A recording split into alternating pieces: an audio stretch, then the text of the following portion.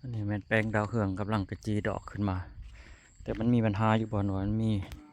แมงไหม้เนาะแมงไหม้มากัดมันก็เกิดเชื้อราแต่เลี้ยวเบิ่งนี่งามอยู่แต่เบิ่งใกล้ๆนี่ใบมันสิกูด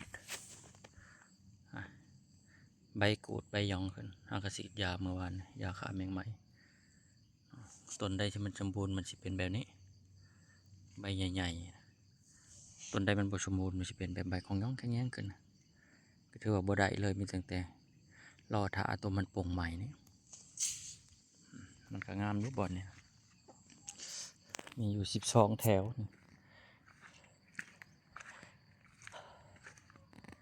จักสิได้เก็บจักบ่อแล้วตอนนี้คนก็ตกห่ำอยู่มืดครึ้มอยู่เป็นเดือนเลยฝนตกครึ้มใส่มัน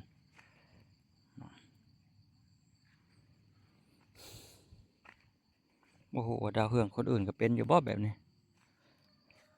ใบกูดใบยองคือแบบนี้บ่ได้กินหรอแบบนี้แต่เด็ดถิ่มอย่างเดียวน่ะ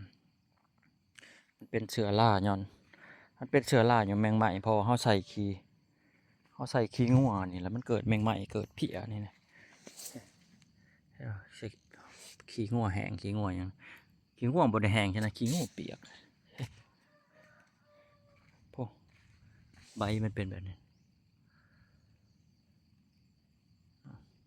แบบนี้นะปัวบุดีแบบนี้นะแบบนี้นะปัวบุดี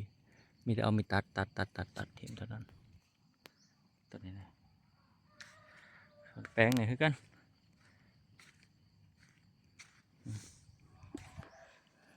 แป้งนี่ก็บริงามแป้งใบกูดของยองของแยงดอกเน่าดอกเน่าหมด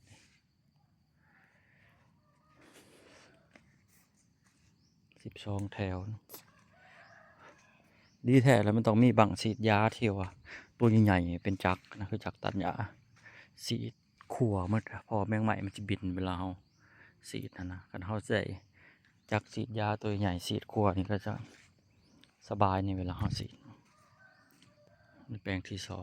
2ตัวนี้หากระกบโค้นหน่อยๆหากำลังปลูกกบโคนมันก็งามอยู่มอนมันก็งามอยู่บอนมันโน่นนี่มันสิงาม